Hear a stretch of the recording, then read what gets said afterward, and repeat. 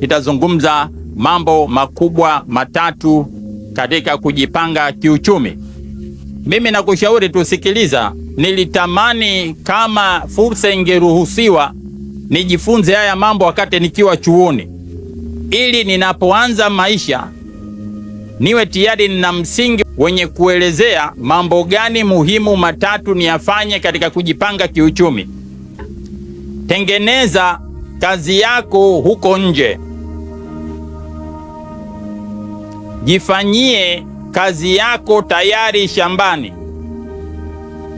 Ukiisha, jenga nyumba yako. Tarudia tena. Tengeneza kazi yako huko nje. Jambo la kwanza ni kazi. Jambo la pili, jifanyie kazi yako tayari shambani. Uwe na kazi yako binafsi maarufu kwa jina la shamba lako. Jambo la tatu, ukishamaliza manaki habari ya kazi na habari ya shamba, jenga nyumba yako. Mfalme Suleiman, mtu tajiri aliyenukuliwa kwenye Biblia, anatoa kanuni tatu muhimu zinazoweza kukusaidia wewe kijana mwanafunzi, wewe binti mwanafunzi, wewe mfanyakazi, wewe mfanyabiashara, wewe unayetoa huduma kwa habari ya kujipanga kiuchumi. Jambo la kwanza, anazungumza habari ya kufanya kazi. Jambo la pili, anazungumza habari ya shamba. Jambo la tatu, anazungumza habari ya nyumba. Kwa hiyo tuna kazi, shamba, nyumba.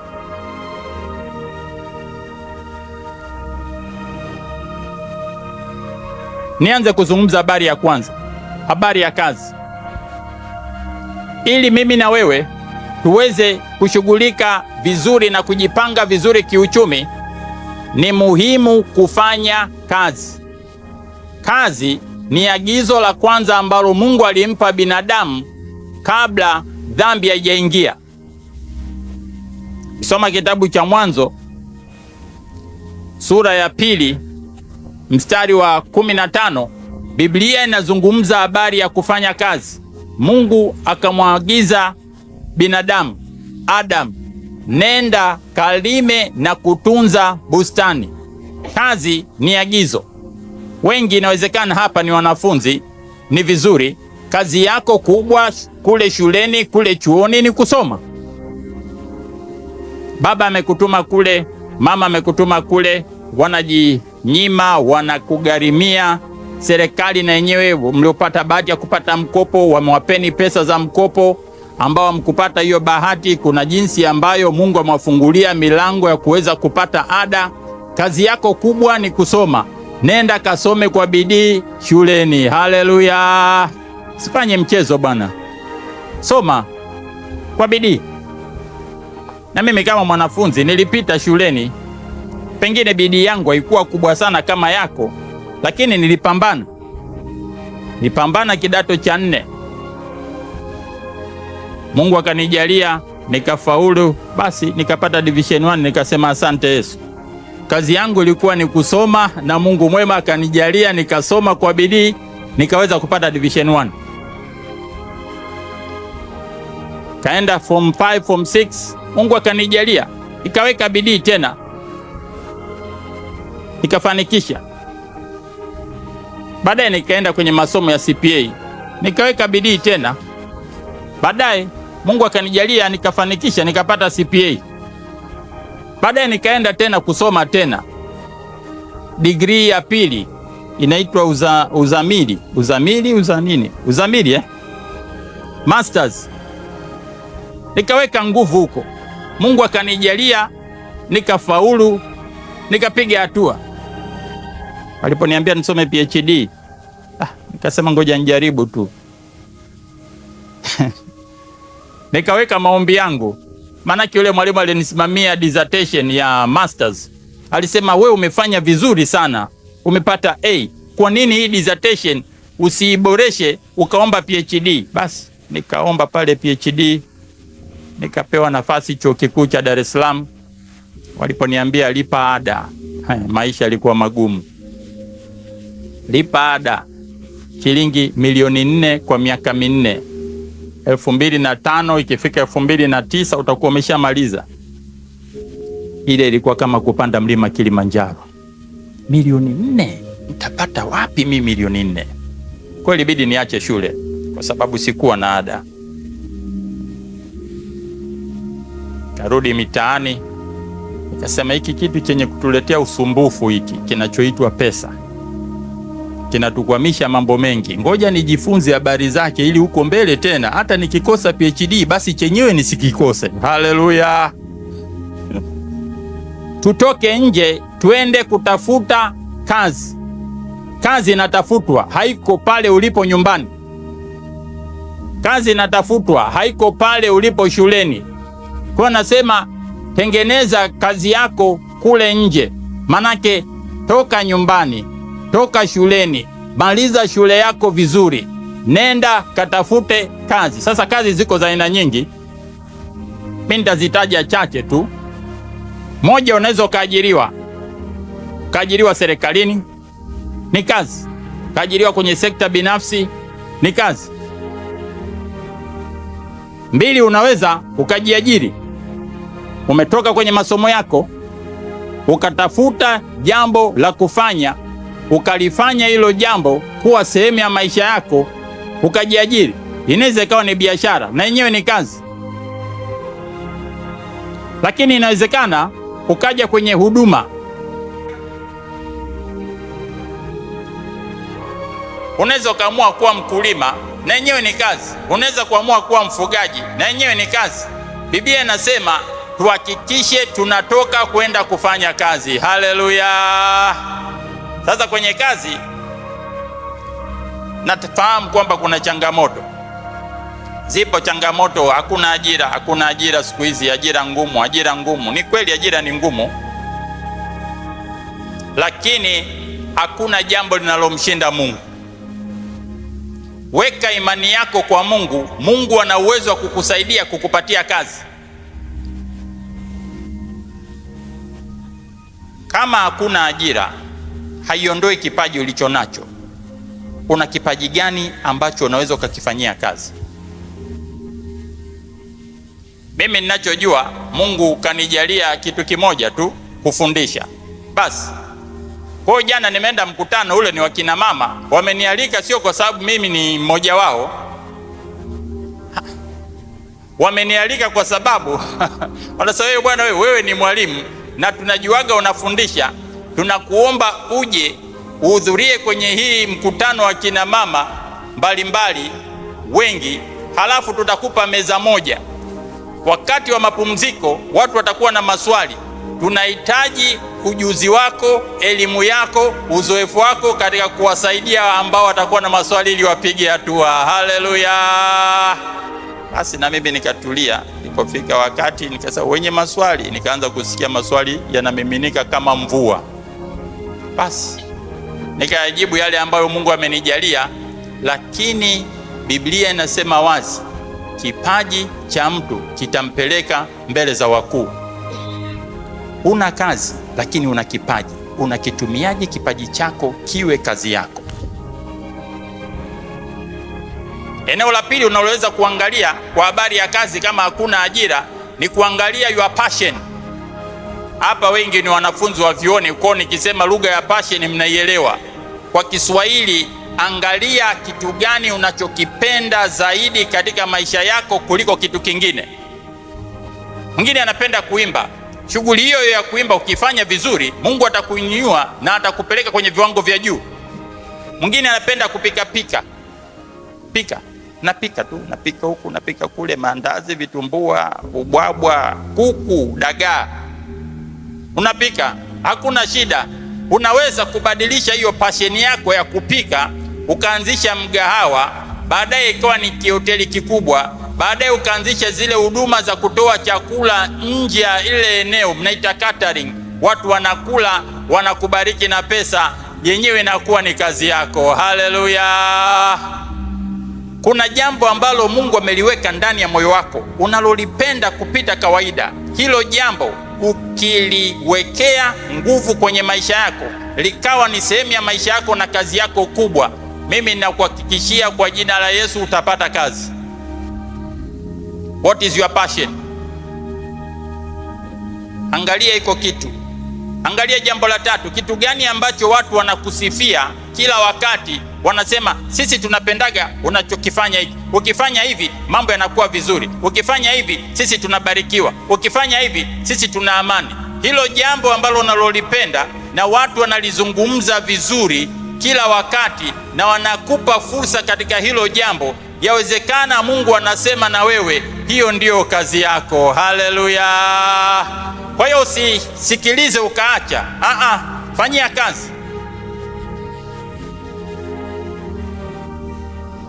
Niliposikia watu wananiambia sisi tunafurahiaga unapofundisha, sisi tunafurahiaga unapofundisha, mimi mambo ya kufundisha nilikuwa siyapendi. Mimi niseme wazi tu, tulipotoka kidato cha 4 kwenda kidato cha 5, nikachaguliwa kuingia kidato cha 5 kusomea masuala ya elimu, ualimu, niwe mwalimu. Mimi nikaacha, nikasema siwezi kwenda kusomea ualimu. Mimi nataka nisome form 5 form 6, nikimaliza niende chuo kikuu. Hii habari ya ualimu imetoka wapi tena? Wakaniambia wewe unatakiwa kuwa mwalimu, utasoma form 5, ukimaliza utasoma form 6, halafu utaongeza mwaka mmoja, mwaka wa 3 utasoma education. Ukishamaliza pale ndio tutajua habari zako za kwenda chuo kikuu ama kwenda kufundisha kwenye shule. Mimi nikaruka kiunzi. Angalia leo unafanya kazi gani hapa? Kile ambacho nilikuwa nakiruka ndicho hicho Mungu kanibandika nacho. Haleluya! Kuna jambo ambalo ukilifanya watu wanasema vizuri, hilo jambo kalifanye liwe kazi yako. Mtu mmoja aliyehudhuria mkutano mkubwa wa jana, kiongozi, amekuwa kiongozi mkubwa nchi hii. Miaka ya nyuma alipataga shida kidogo, akanitafuta kuniona basi, na alinikuta nikiwa nafundisha. Kwa akasema yule jamaa siku moja alikujaga akatufundisha mambo, ngoja nimfuate nikamshirikishe jambo langu. Nikamwambia sawa, nikamsikiliza shida yake. Nikaona huyu ana changamoto kubwa. Nikamwambia sawa, nitajitahidi kwa msaada wa Mungu, tutafanya kazi pamoja na wewe kutatua hii changamoto, halafu baada ya hapo taendelea na maisha yako. Kaanza kufanya kazi pamoja kutatua changamoto yake. Lakini wakati nikitatua changamoto yake, nikawa namsoma namchunguza, nikagundua kama ana vipaji vitatu. Moja, kila wakati yeye akiongea anaongelea habari ya vitumbua, maandazi, chapati. Nikawa najiuliza, huyu mtu ana degree 3, halafu hadithi zake za vitumbua, chapati, inatoka wapi hii kitu hii? Mungu akanisaidia kwamba huyu ana kipaji cha bakery, ana kipaji cha kupika hivyo vitu, muencourage aende apike alafu auze. Nikamwambia wewe unatakiwa uuze hivi vitu. Kwa hiyo nenda kaanzisha bakery, kaanze kuuza. Akaanzisha, akafanikiwa, akatengeneza hela nzuri. Haleluya! Kipaji chake kikawa kazi yake. Lakini nikamchunguza, nikagundua kitu cha pili. Alisema yeye akisimama mbele ya watu kama hivi hawaoni watu. Sasa nikawa nashangaa, wewe unasimamaje mbele alafu utuoni? Si mbona tunakuona, na wewe unavyoongea na sisi unavyotu address unatuona, unasemaje utuoni? Anasema mimi nikisimama nikiona watu hivi wala sioni aibu, wala yani kama vile siwaoni, ninaongea tu kwa uhuru. Nikawaza akilini, Mungu nisaidie, hiki ni kitu gani? Baadaye nikasikia huyu ni public speaker, haoni aibu na akisimama haoni watu, yeye anachojua ni kudeliver tu ujumbe. Nikamwambia wewe unatakiwa kuwa public speaker, kwa sababu ukisimama mbele ya watu wala utetemeki, wala huwaoni, wala huogopi. Wewe unafurahi tu, unajiona kama uko mwenyewe tu. Nikamwambia nenda ka sharpen your knowledge kwenye hilo eneo, Mungu atakujalia, inaweza ikawa ni kazi yako nzuri. Akaanza kufanyia kazi. Baada ya muda, ghafla siku moja nikamwona amesimama mbele ya marais 5 Tanzania. Haleluya! Fanyika mkutano mkubwa pale wa SADC. Halafu yeye ndio akaenda akachaguliwa kuwa MC. Kazi ya kipaji haishindwi na kazi ya kusoma. Kipaji ni more superior kuliko kazi ambayo umeamua kusoma. Hakuna ubaya kusoma masomo mbalimbali, lakini kama ukiweza, fanya kazi katika eneo ambalo Mungu amelikusudia katika maisha yako kupitia kipaji chako. Haleluya! Kazi ni jambo la muhimu. Bila kazi huwezi kuwa na fedha. Bila kazi huwezi kuwa na mshahara. Bila kazi huwezi kulitimiza kusudi la Mungu, kwa sababu kutimiza kusudi la Mungu kunahitaji wewe kuchukua hatua kwa kufanya kazi.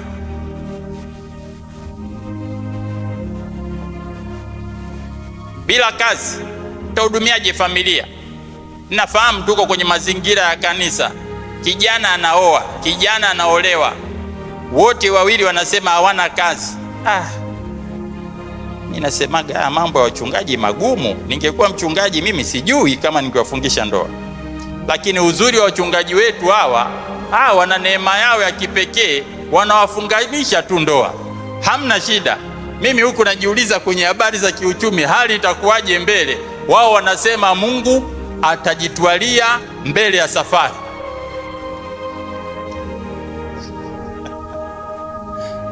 Lakini vijana, ni muhimu mkimaliza shule mfanye kazi, kwa sababu huyo mchumba wako unayekusudia kumwoa utamlisha nini ukishamwoa?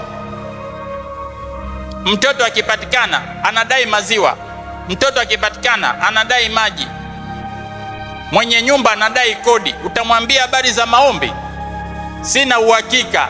Nenda kafanye kazi. Haleluya!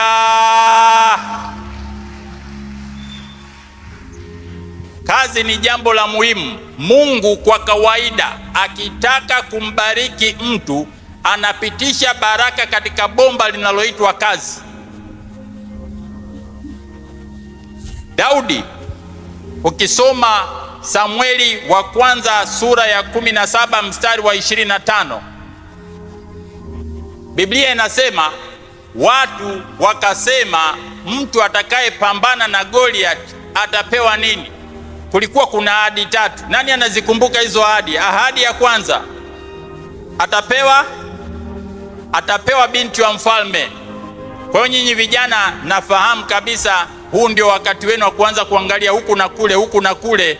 Kazi ukifanya utapata mtoto anayefanana na binti mfalme. Ahadi ya pili, nimesikia hapa kama imehitaji kusamehewa kodi.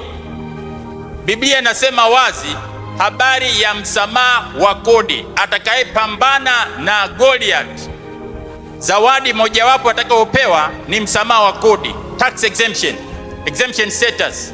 Hawa wazungu wanaofanya kazi hapa mara nyingi wanapata msamaha wa kodi. Wawekezaji wanapata msamaha wa kodi. Wafanyabiashara wakubwa katika baadhi ya sekta wanapata msamaha wa kodi. Kupata msamaha wa kodi maana yake wakati mwingine anakatwa VAT ya 18%, wewe ukatwi hata shilingi, wewe unabakia na fedha nyingi zaidi kuliko yule mtu anayekatwa kodi.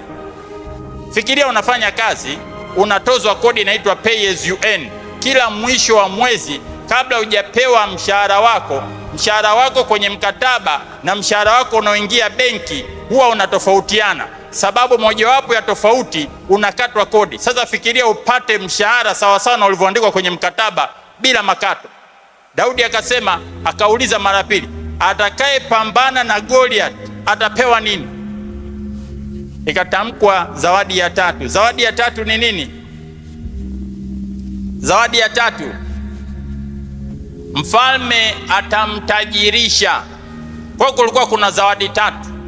Kwanza, binti mfalme; pili, kutajirishwa na mfalme; 3, msamaha wa kodi yeye na ndugu zake wote. Ukienda kununua vitu, TRA nakwambia hutakiwi kulipa kodi. Ukifanya kazi hutakiwi kulipa kodi. Ukifanya biashara, hakuna 30% inayotozwa kwenye kampuni ya kibiashara ambayo wewe unaiendesha kwenye faida yako itakayotozwa kama kodi. Biblia inasema Daudi akapambana na Goliath. Wengi tumezoea Daudi jiwe moja. Daudi alichukua jiwe, sawa, alichukua jiwe. Nyuma ya jiwe Daudi aliona kuna faida 3. Haleluya! Mungu akitaka kukubariki anaviringisha ile zawadi yako nzuri kwenye karatasi la zawadi linalomeremeta, lakini jina lake linaitwa kazi.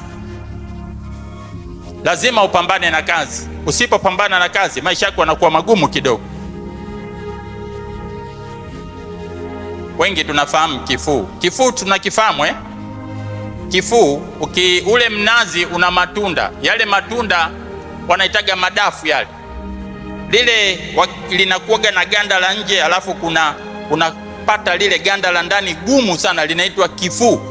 Ukigonga kile kifuu, ukipasua, ndani yake inatoka kitu kitamu cheupe, inaitwa nazi. Sasa zamani mama alikuwa akikuna nazi pale, akiona mtoto unasumbua na kumegia kipande cha nazi anakurushia pale, unakula umetulia, usumbui tena. Yeye anaendelea kukuna nazi na kuweka mambo mengine sawa. Ili upate nazi lazima upambane na kifuu kwanza. Haleluya! Lazima ufanye kazi. Kazi ni jambo kidogo halipendezi sana na lina ugumu wake, lakini huwezi kupata baraka ambayo Mungu amekuahidi bila kufanya kazi, bila kufanya biashara, bila kufanya huduma. Kwa hiyo lazima jiandaeni kufanya kazi kwa wanafunzi. Na kwenye kazi zingatia mambo yafuatayo. Jambo la kwanza, fanya kazi kwa bidii. Diligent work. Work hard. Biblia inasema ukiambiwa nenda mwendo wa maili 1, nenda maili 2. Maanake ukipangiwa lima kisehemu hiki mpaka hiki, wewe lima zaidi ya pale ulipopangiwa. Ukiambiwa kaonane na wateja 2, wewe kusudia kuonana na wateja 4. Ukiambiwa ingiza taarifa hizi kwenye kompyuta, unatakiwa uzalishe ripoti 1 kwa kila mwezi, wewe hakikisha unazalisha ripoti za kutosha mpaka miezi inayofuata. Go extra mile. Jambo la pili kwenye kazi, ubora, quality work. Usifanye kazi kwa kulipua tu.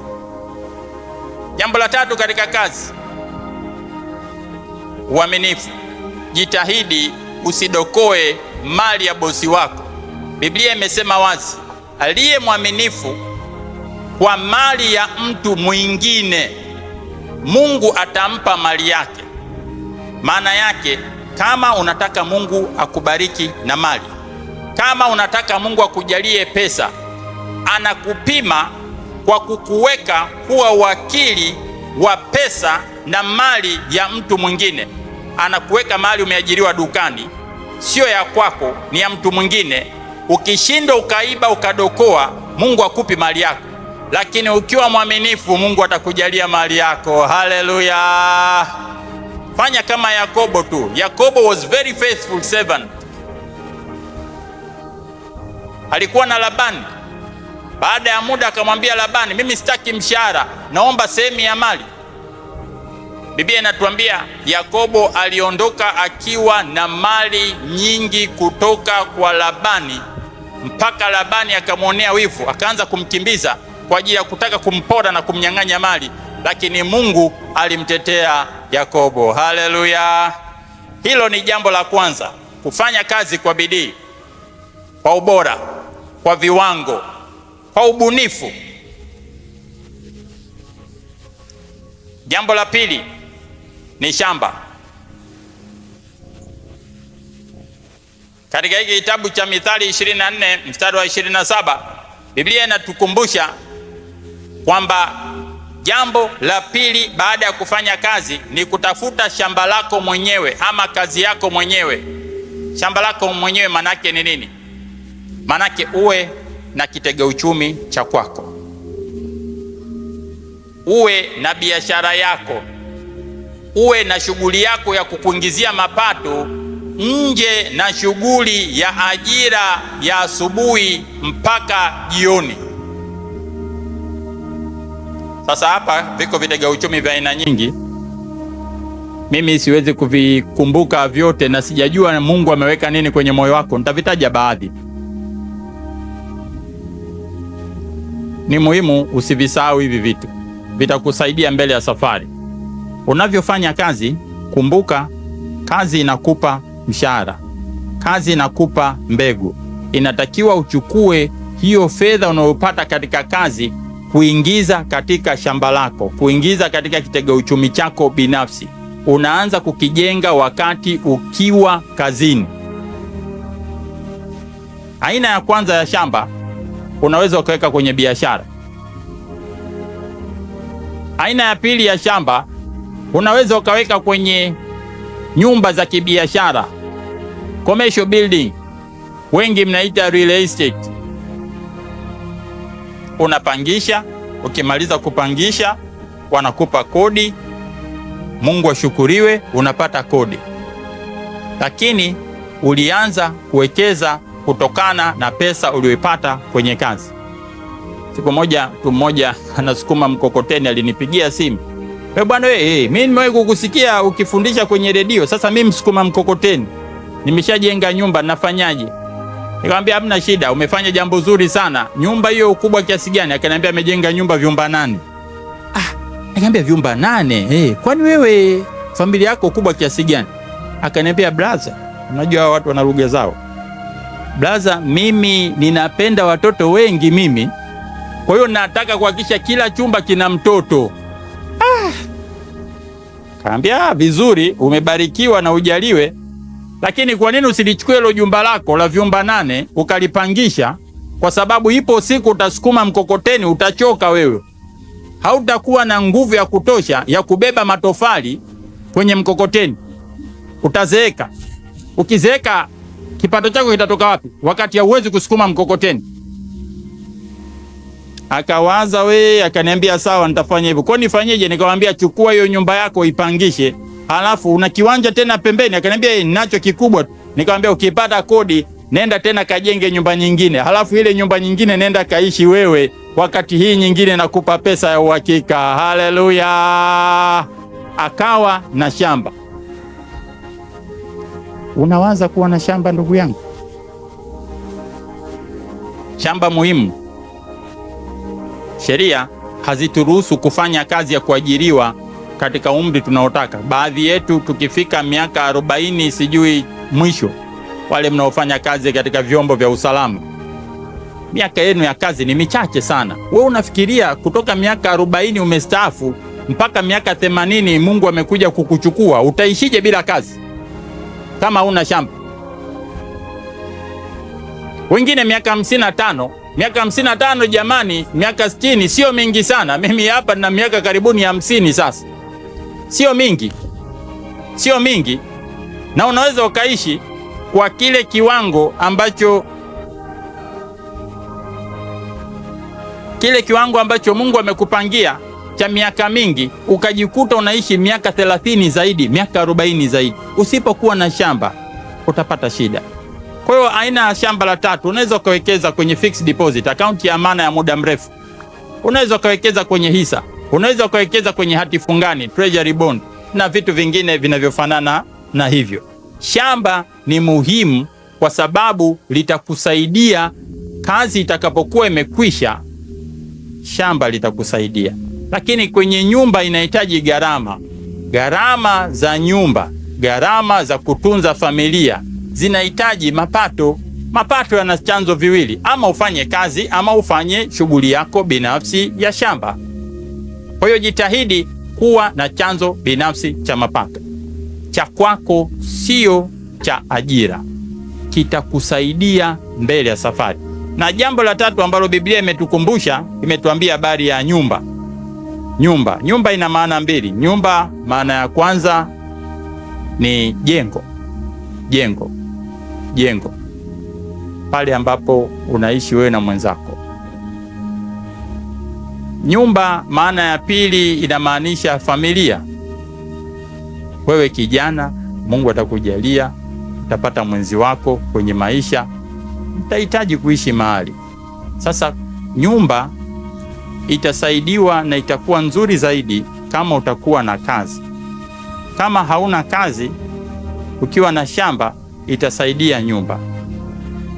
Ukiwa na shamba hauna kazi, shamba litasaidia nyumba.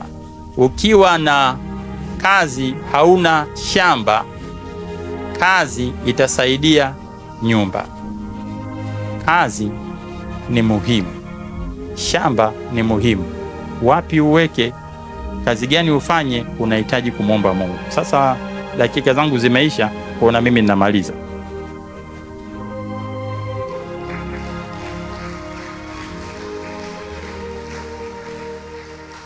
Nawashukuru sana kwa usikivu wenu. Ni muda wa kuchukua nafasi yako katika meza ya HW, tuwasilishe kwako mawazo yenye tija kwa maneno ya dhahabu, kukupa hamasa na kujengea uwezo wa kufanya zaidi na kuwa zaidi. Welcome to the home of positive vibes.